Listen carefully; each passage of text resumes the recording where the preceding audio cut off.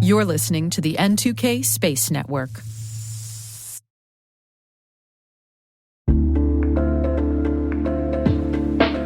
And now, a word from our sponsor, SpyCloud, the cybercrime analytics leader.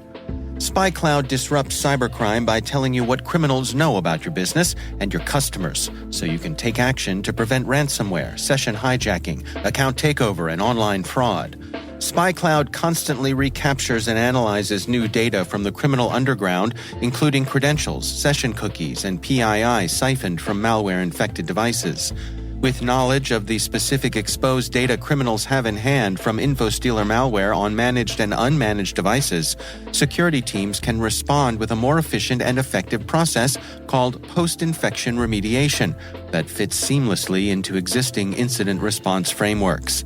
Get SpyCloud's post-infection remediation guide outlining the 7 steps for preventing a malware infection from becoming a full-blown ransomware incident. Visit spycloud.com/cyberwire. That's spycloud.com/cyberwire. And we thank SpyCloud for sponsoring our show.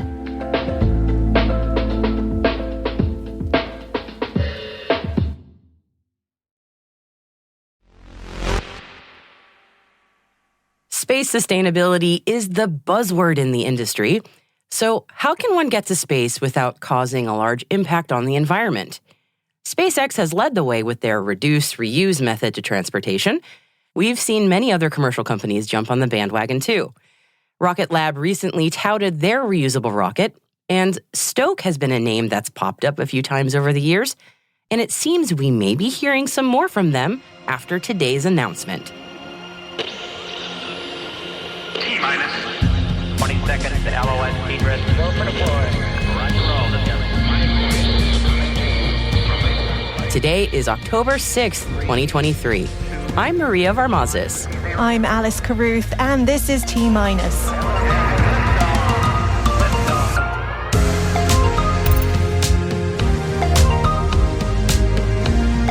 Stoke Space raises $100 million in new investment. The U.S. Space Force is seeking proposals for the next phase of national security launches. SatV has released the first light imagery from its thermal imaging satellite.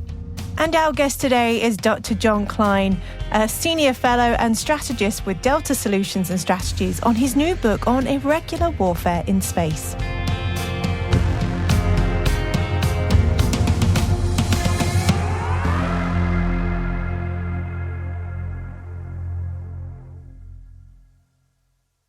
On to today's intelligence briefing. Stoke Space has raised a whopping $100 million in a Series B investment drive. The reusable rocket company says this new capital more than doubles the company's total funding, which now sits at $175 million. So it seems that a sustainable approach to space is enticing to investors. Stoke say they intend to use the funding to finance the development of their first stage rocket engine and structure, the orbital version of their reusable second stage, and new construction at the historic Launch Complex 14 at Cape Canaveral Space Force Station in Florida. Stoke has been granted dedicated use of Launch Complex 14 by the U.S. Space Force for its orbital flights. In addition to the new funding announcement, Stoke also unveiled the name of their rocket, Nova. The company's CEO and co-founder, Andy Lapsa, said, "Our vehicle designs build on the ideas and achievements of prior generations. The name Nova is a way to honor that past heritage while looking ahead to a very exciting future." Los Angeles-based Machina Labs has raised $32 million in a Series B investment round. Machina Labs combines AI and robotics to manufacture advanced composite and metal products. This latest funding brings the total raised by Machina Labs to $45 million. The investment will be used to meet customer demand, to further intensify research initiatives, and to continue delivering innovative solutions that exceed customer expectations. The company received a U.S. Air Force Research Lab contract earlier this year to advance and accelerate the development of its robotic technology for manufacturing of metal tooling for a high-rate production of composites. Space Beach has a new addition, or an updated one, we should say. Rocket Lab has opened a new engine development facility at the old Virgin Orbit site in Long Beach, California. The manufacturing complex will support the production of Rocket Lab's 3D-printed Rutherford engine, as well as development and production for the new Archimedes engine that will power the company's medium-lift rocket, Neutron. Rocket Lab took over the lease for the facility from Virgin Orbit and acquired the factory's production assets, machinery, and equipment in May of this year for over $16 million. The US Space Force has released a request for proposals for the next phase of the national security launches. The National Security Space Launch Phase 3 Lane 2 request is looking for partners to provide assured access to space for the integrated space architecture at affordable prices. The Phase 3 acquisition strategy consists of a dual-line approach with two separate contract types to fulfill program and national security requirements. The service issued draft solicitations earlier this year and gathered feedback from companies before releasing the final RFP. We've included the RFP in our show notes for more details. And a final story from the U.S. Space Force. The branch has assumed official control of the Joint Tactical Ground Station Missile Warning System, known as JTAGS, from the Army. Assuming control of JTAGS is one of the final milestones in the Space Force's consolidation of many space missions across the services. China launched a new remote sensing satellite from the Satellite Launch Center in Sichuan province. The Yaogan 39 satellite was launched on a Long March 2D carrier rocket. According to Chinese media, the launch was the 490th mission undertaken by the Long March rocket series. British climate tech company SatV has released the first light imagery from its thermal imaging satellite, HotSat-1, at the same time as announcing their move into commercial operations. SatV's mission is to leverage space technology for climate and environmental insights as they launch commercial operations. HotSat-1 was launched into orbit in June aboard a SpaceX rocket from Vandenberg Space Force Base. As the first satellite in the planned constellation, SatV says HotSat-1 will provide invaluable and unique data-enabling transformation in economic activities and energy efficiency, aligning seamlessly with global net zero goals and SDGs. To date, SatV has secured over $37 million in venture capital funding. With the successful launch and start of commercial service complete, SatV anticipates embarking on a Series B funding round in Q1 2024 to propel the growth of their satellite constellation, enabling high-frequency thermal monitoring at scale. Virgin Galactic just held their 5th commercial spaceflight this year from Spaceport America. On board was the first spaceflight participant from Pakistan. The flight took 3 passengers and 3 crew members to an altitude of over 50 miles and returned them safely to Spaceport America's runway. The space tourism company is on track to hold monthly launches from its New Mexico base. And staying in New Mexico with Alice, White Sands Missile Range will launch 3 Black Brant 9 sounding rockets as part of a NASA mission to capture scientific data during a solar eclipse taking place next Saturday, October 14th.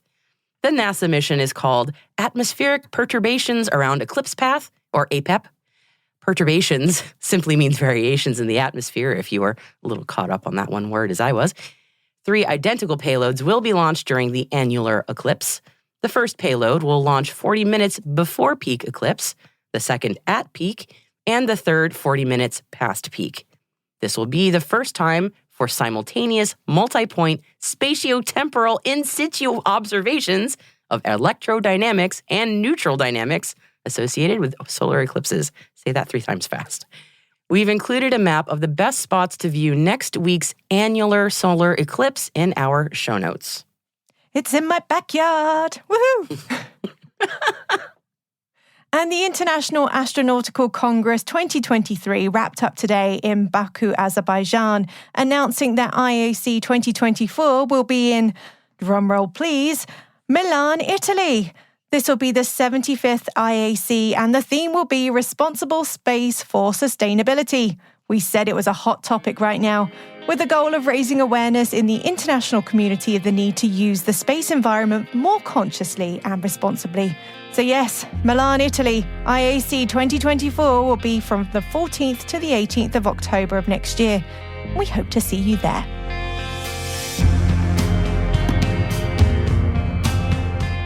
And that concludes our briefing for today.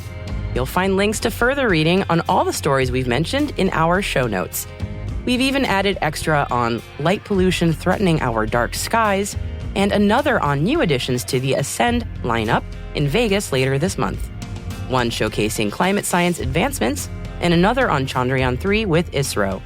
You'll find them all at space.n2k.com and click on this episode.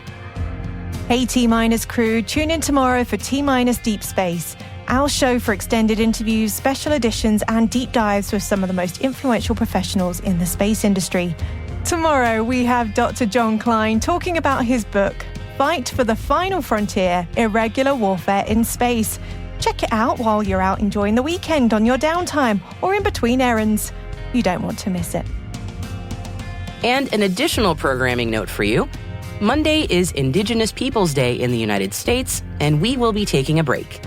Don't fret, though. We have an incredible episode for you. We thought, what better way to celebrate Indigenous Peoples Day than to speak to the first enrolled member of a Native American tribe to fly in space? So look out for our career notes with retired U.S. Navy aviator and former NASA astronaut John Harrington. It's such a great listen, and John's story is amazing, and he tells it so well. Definitely don't miss it.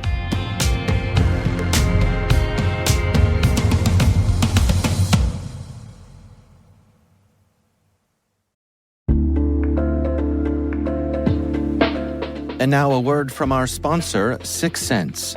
6 Sense provides award-winning cloud-based automated endpoint and vulnerability management solutions to streamline IT and security operations. With its advanced platform, businesses gain complete visibility and control over their infrastructure, reducing IT and security risks and optimizing operational efficiency.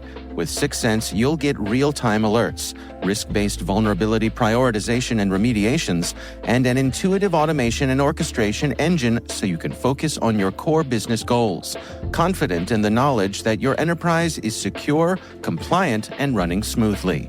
Visit 6sense.com to learn why enterprises choose them.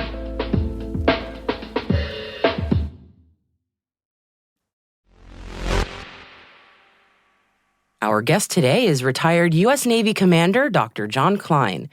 John is a senior fellow and strategist with Delta Solutions and Strategies and an instructor on space policy and strategy. He's recently released a new book called Fight for the Final Frontier, Irregular Warfare in Space, and it's available now from all good retailers. And I started by asking John what irregular warfare in space means. I mean, it's probably, the term's thrown around a lot, but probably very misunderstood. But I'll give you the definition that I use in the book. So irregular warfare is apart from major conventional wars against an enemy who takes a similar approach. Now, so basically, your audience may kind of rolling their eyes. Okay, say, hey, Patsy, you just defined irregular warfare as the opposite of regular warfare. And that is okay. We do that all the time in strategic studies. We have the direct and indirect approach. We have symmetric and asymmetrical. So irregular warfare only has meaning in the context of regular warfare.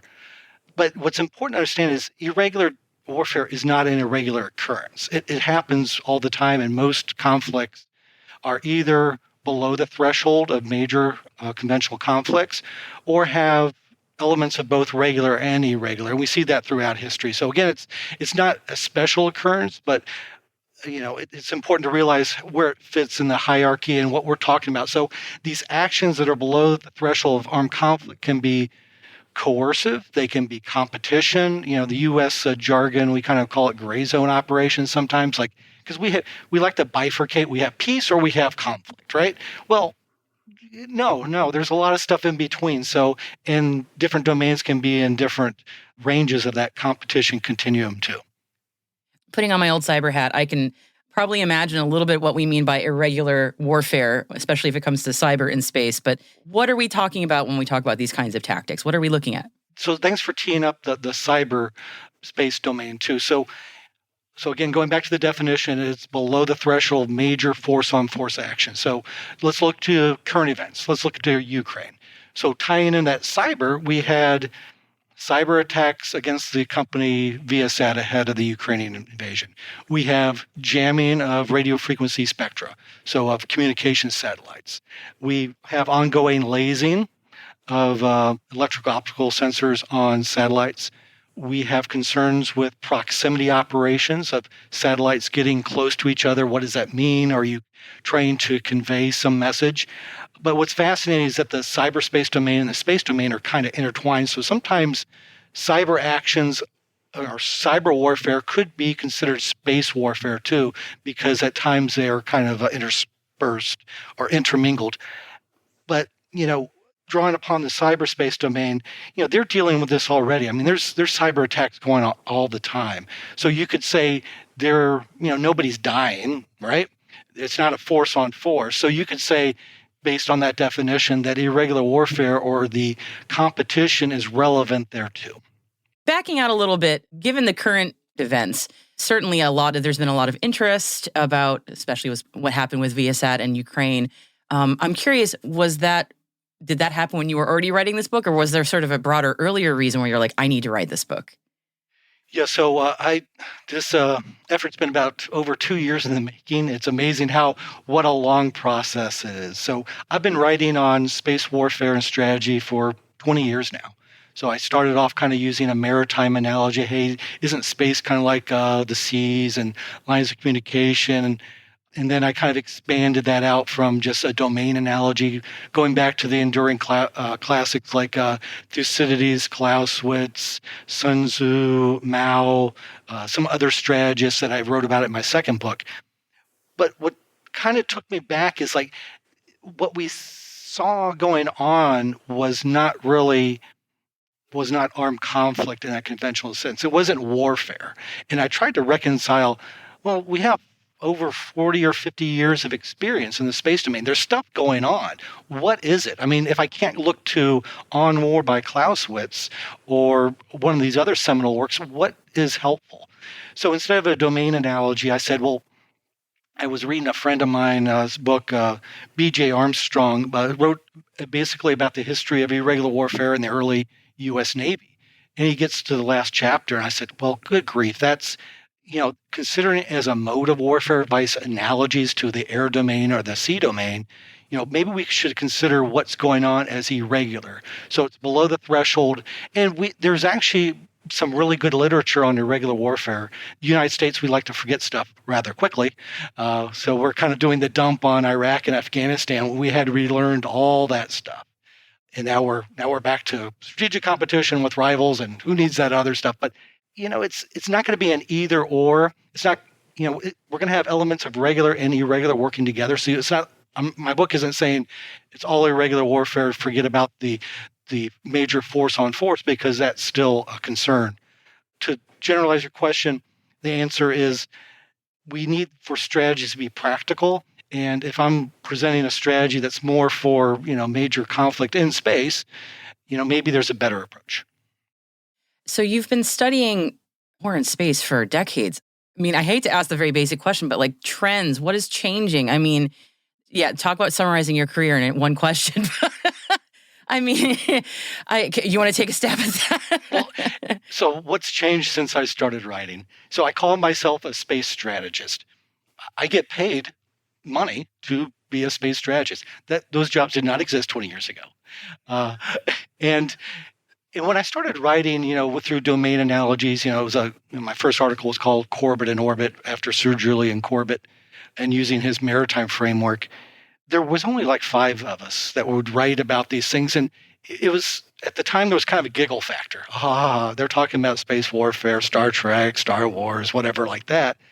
But nobody's joking really that much anymore. So we're there's more space actors, there's more people interested in space. We're going to the moon. There's interest in celestial resources such as water ice on the south pole of the moon. India had a successful rover. Technology is kind of catching up. Satellites are much more maneuverable now. So, and the definition of what a space weapon is still to this day kind of ambiguous because of the dual use technologies and the questions about knowing intent. One of the big things is just the role of the commercial sector. So the U.S. and Western liberal democracies look to their commercial companies for technological innovation and the like. But, from a space warfare perspective and space strategy perspective, the role of commercial companies is proxy war. That is ripe for the taking. So, again, looking into Ukraine, we had SpaceX's Starlink constellation providing services to the Ukrainian military. Putin says, I consider SpaceX to be an extension of the United States. And whether he goes after Starlink will probably be a political decision. Are they really providing the services and stuff like that? But, the idea of proxies and proxy war for space, that is definitely new. There's other concerns, like in the book I talk about lawfare, distorting international legal regimes for advantage. But there's concerns there on arms control agreements. When we go to the moon, how much, you can't claim sovereignty according to the Outer Space Treaty, but the Artemis Accords, we are okay with establishing safety zones. So what is a safety zone? How is that communicated? Are you establishing a de facto keep-out zone? Are we bypassing the whole sovereignty thing? There's so much there, but I'm excited. There's so much interest in space right now, whether it's the moon or, going to Mars. So I think the book is important for that, to put things in historical context.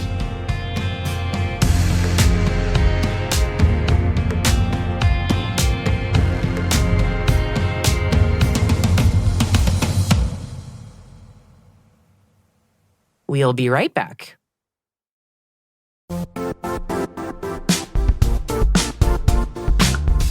Now, a word from our sponsor, the Johns Hopkins University Information Security Institute, currently seeking qualified applicants for its innovative Master of Science in Security Informatics degree program.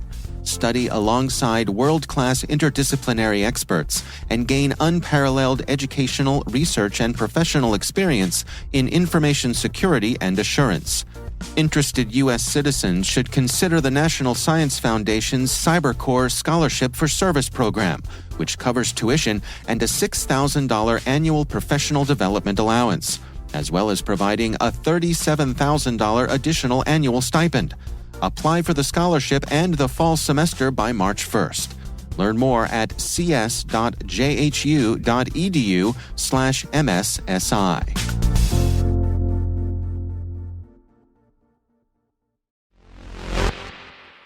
Welcome back. Okay, hands up. Who purchased a robo vacuum cleaner in the last few years? Yep, guilty, got to. Me too. We're all guilty of wanting a robot to do the menial tasks around the house, like cleaning, and it seems the astronauts on the ISS are no exception. Who could blame them? They've been using robots for a number of years now to help monitor radiation and air quality and find missing items around the floating lab. First there was the Quad, and now it's the Astrobee. Now they've been without their humming friend for 12 months as the robots were returned to Earth for maintenance and updates. But this week, NASA astronaut Woody Hoberg helped unpack Honey from its flight container and verified that the robot was ready to get back to work. Now, Honey is an Astrobee, a free-flying robot designed to work on the International Space Station. It can navigate around the ISS autonomously and will perform useful tasks for the astronauts. It also proves as an extra set of eyes and ears for ground control and can provide transportation of other payloads working on the ISS. The little robots use fans to maneuver themselves around the facility and are able to dock to recharge when needed. No supervision required. So where can we get one, NASA? Train that thing to pick up Legos off the floor and put them back in their containers, and I will be first in line. And I will be second.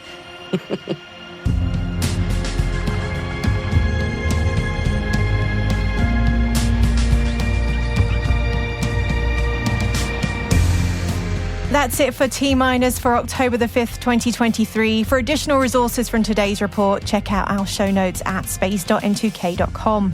We'd love to know what you think of this podcast. You can email us at space@n2k.com or submit the survey in the show notes. Your feedback ensures we deliver the information that keeps you a step ahead in the rapidly changing space industry. We're privileged that N2K and podcasts like T-Minus are part of the daily routine of many of the most influential leaders and operators in the public and private sector, from the Fortune 500 to many of the world's preeminent intelligence and law enforcement agencies. N2K Strategic Workforce Intelligence optimizes the value of your biggest investment, your people. We make you smarter about your team while making your team smarter. Learn more at n2k.com. This episode was produced by Alice Carruth, mixing by Elliot Peltzman and Trey Hester, with original music and sound design by Elliot Peltzman. Our executive producer is Brandon Karpf. Our Chief Intelligence Officer is Eric Tillman. And I'm Maria Varmazis. Thanks for listening. Have a wonderful weekend.